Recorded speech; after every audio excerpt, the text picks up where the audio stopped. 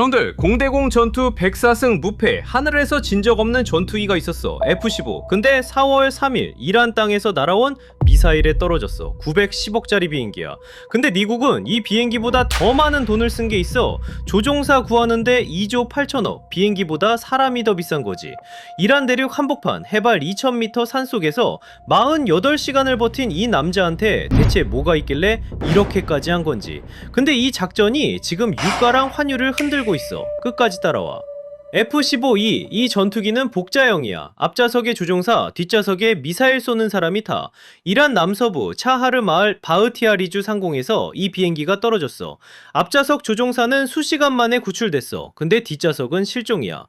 근데 미국이 진짜 급했던 건 따로 있어. 뒷좌석에 앉아있던 사람 계급이 대령이야.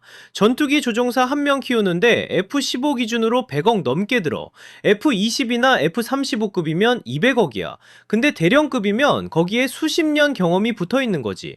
작전 계획, 교전 규칙, 동맹국 공조 체계까지 전부 머릿속에 들어있어. 이건 돈으로 못 사. 자, 여기서 핵심인데 이 남자가 이란 손에 넘어가면 세 가지가 터져. 첫째, 정보카드. 대령급 장교 머릿속에는 군사 기밀이 들어있어. 이걸 이란이 뽑아내기 시작하면 중동 전역의 미군 작전 전체가 흔들려.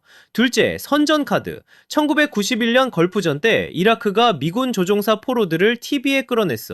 얼굴이 퉁퉁 부은 채로 카메라 앞에 앉혀놓고 강제로 선전 발언을 시킨 거야. 전 세계에 생중계됐어. 미국 입장에서 이건 악몽이야. 셋째, 협상카드. 1960년 U-2 정찰기 조종사 게리 파워스가 소련 상공에서 격추당했어. 소련은 이 남자를 1년 9개월 동안 억류하면서 미국을 압박했어. 결국 소련 스파이 루돌프 아벨이랑 맞교환해야 했지. 사람 한 명이 외교카드가 되는 거야. 이란이 이걸 안 쓸 리가 없지. 숫자로 보면 비행기 910억짜리도 아까운데 사람은 그 이상이야. 미국이 미친 듯이 뛴 이유가 감정이 아니라 계산이었던 거야.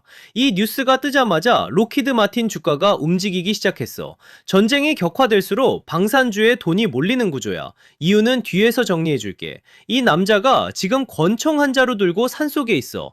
몸이 멀쩡한지도 모르는 상태로 적국 한복판에 내동댕이 쳐진 거야.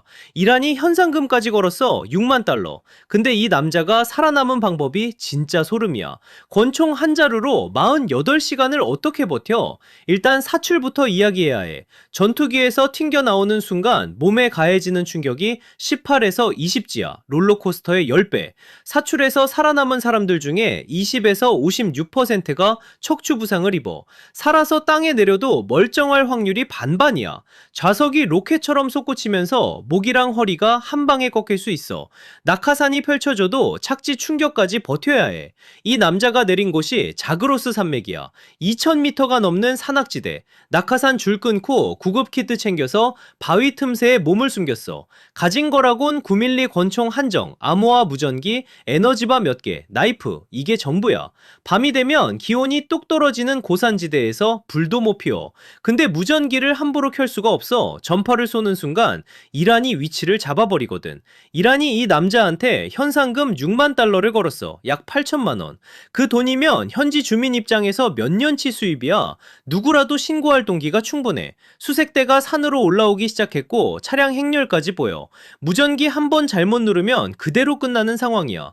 이런 상황이 처음이 아니야. 1995년에 스콧 오그레이디라는 대위가 있었어. F-16 타고 보스니아 상공 날다가 미사일에 맞아서 떨어졌어. 이 사람이 6일을 버텼어. 뭘 먹고? 개미, 풀, 빗물. 6일 동안 그걸로 살아남았어. 결국 항공기 40대 넘게 동원해서 해병대가 구출했어. 6일도 아니고 48시간인데 뭐가 급하냐고. 오그레이디 때는 보스니아였어. 유럽이고 주변에 나토 기지가 있었어. 이번은 이란 내륙이야. 적국 한복판. 가까운 아군 기지까지 수백 킬로미터야. 난이도가 비교가 안 돼.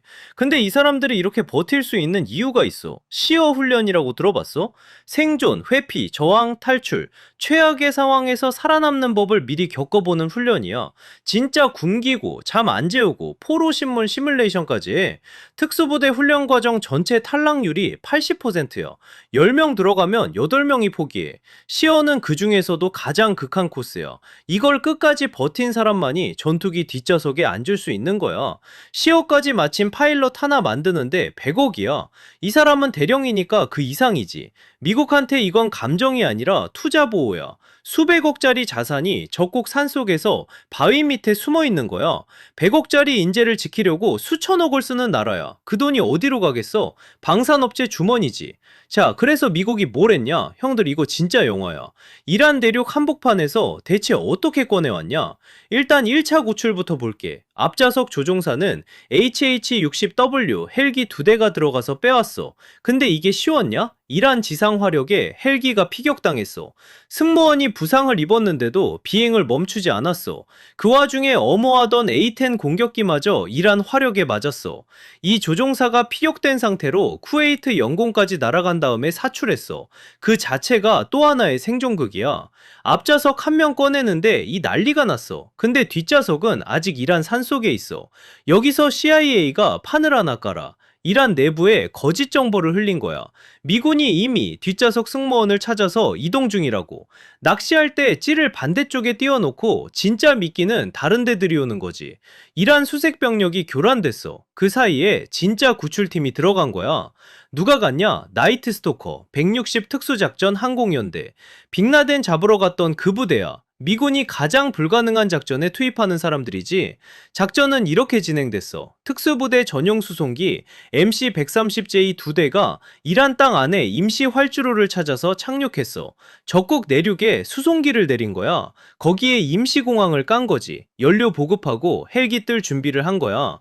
그 다음 특수부대 전용 소형 헬기가 날아가서 뒷좌석 승무원을 픽업했어. 수백 명의 특수부대원이 이 작전에 투입됐어. 형들 여기서 끝인 줄 알았지? 사람은 구했어. 근데 돌아가야 하잖아. 이 수송기 2대가 모래에 빠져서 기계결함이 생긴 거야. 발이 묶였어. 수백 명이 적국 한복판에 고립된 거야. 추가로 MC-130J 3대가 더 들어갔어. 인원을 전부 철수시킨 다음에 고장난 수송기 2대는 자폭 처리했어. 이 수송기 한 대 가격이 1억 달러 이상이야. 우리 돈으로 1,400억. 2대면 2,800억을 적국 땅에서 폭파시킨 거야. 이란은 자기들이 헬기 2대랑 수송기를 격파했다고 주장했어. 미국은 고장나서 자폭한 거라고 반박했고, 과거를 한번 보자. 1980년 이글클로 작전. 이란 미대사관 인질 구출하러 갔다가 사막에서 헬기랑 수송기가 충돌했어. 8명이 죽고 작전 중단. 1993년 모가디슈 블랙호크 다운. 18명 사망에 73명 부상. 미군 구출작전 역사가 실패의 역사였어. 이번에는 해냈어. 적진 깊숙한 곳에서 2명을 각각 구출한 건 미군 역사상 최초야. 트럼프 대통령이 백악관 상황실에서 국방장관이랑 실시간으로 지켜봤어. 그만큼 국가 최상위 작전이었다는 거야. 이 작전에 들어간 돈 총합이 약 2조 8천억, 한국 국방 예산의 4.7%야. 뒷좌석 한 명 살리려고. 2,800억어치 수송기를 불태웠으니 새로 사야 해. 이 주문서가 어디로 가겠어? 로키드 마틴, 보잉, 방산라인이지. 근데 이게 끝이 아니야. 이 작전이 왜 내 계좌를 흔드느냐? 이 전쟁이 내 돈이랑 뭔 상관인데? 호르무즈 해협. 전 세계 석유랑 천연가스의 20%가 이 좁은 물길을 통과해. 3월 4일 이란이 이걸 사실상 막아버렸어. 그 순간 유가가 30% 넘게 뛰었어. 호르무즈가 막히면 주유소 기름값이 뛰는 거야. 근데 그게 끝이 아니라 택배비, 물가, 금리 전부 연쇄 반응이야. 숫자로 보면. 브렌트유 약 110달러, WTI 약 116달러, 장기 차질 나면 150달러까지 간다는 경고가 나와. 한국이 원유 수입의 70%를 호르무즈 경유로 가져와. 직격탄이야. 환율도 원화가 17년 만에 최저치야. 1,520원 돌파했어.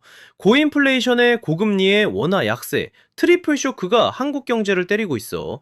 근데 위기엔 항상 돈이 몰리는 곳이 있어. 첫 번째, 방산주. 로키드 마틴이 올해 들어 40% 올라서 사상 최고가를 찍었어. RTX는 1년 새 67% 올랐어. 노스럽 그러먼도 6% 급등. 왜냐? 토마호크 미사일을 850발 넘게 쐈고 사드 요격 미사일 연간 생산을 4배로 늘렸거든. 전쟁이 길어질수록 주문이 쌓이는 구조야. 두 번째, 에너지 ETF. XLE에 기록적인 자금이 몰려 들어왔어. 유조선 ETF인 비유엔는 올해만 200% 올랐어. 기름 나르는 배가 부족하니까 운임이 폭등한 거야. 세 번째는 역발상인데 신재생 에너지 ETF야. 아이쉐어즈 클린 에너지가 54% 올랐고 인베스코 솔라는 75% 올랐어. 석유가 불안정하니까 대한에너지로 돈이 움직이기 시작한 거야. 형들 정리하면 이래. 전쟁이 단기 격화되면 방산주랑 에너지 ETF가 먼저 뛰어. 전쟁이 길어지면 신재생 쪽까지 돈이 흘러가. 어떤 시나리오든 에너지 관련 섹터는 흔들리게 돼 있어. 근데 진짜 무서운 건 이거야. 트럼프가 4월 7일 저녁 8시까지 합의 없으면 이란의 모든 발전소와 교량을 파괴하겠다고 최후 통첩을 날렸어. 실제로 하르그 섬을 신곳 넘게 타격했어. 이 섬 하나가 이란 석유 수출의 90%를 담당해. IEA가 뭐라고 했냐? 글로벌 석유 시장 역사상 최대 규모의 공급 차질이라고. 숫자로 보면 이 전쟁 3개월 가면 한국 성장률 0.3%포인트 날아가. 반도체도 에너지 먹는 산업이라 AI 붐이랑 정면 충돌해. 지금 이 순간에도 계좌에 영향을 주고 있는 거야. 투자 판단 포인트 딱 3가지. 단기 격화 시나리오엔 방산주, 로키드 마틴과 RTX, 유가 장기 상승엔 에너지 ETF XLE와 유조선 비웨트, 에너지 전환 가속엔 신재생 ETF.